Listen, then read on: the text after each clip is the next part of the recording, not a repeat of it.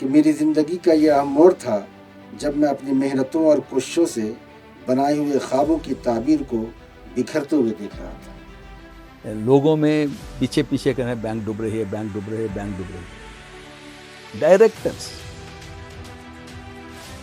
Bank में इतना direct करने हैं तो लोगों का कैसा होता है?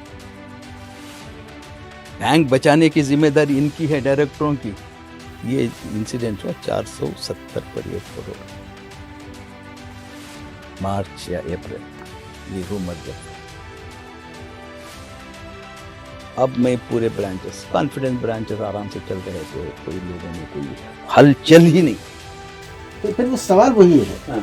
जो पब्लिक में ये बात आम की गई कि रहमान खान ने जो गबन किया वो क्या था? मेरे पब्लिक को क्या है, देखिए आज पब्लिक, यही सबसे बड़ा ये है कि पब्लिक जो मुझे 1 साल पहले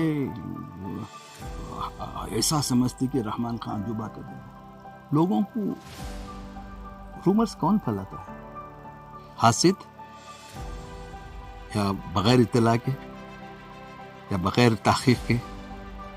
अगर तहकीक करके रूमर फैलाते, रूमर से सल्तनतें उजड़ गए हैं, कौम उजड़ गई है। आज मुसलमानों का सबसे बड़ा मसला रूमर्स का है। हम रूमर्स के ऊपर बिलीव करते हैं, हकीकत को जानने की कोशिश नहीं करते।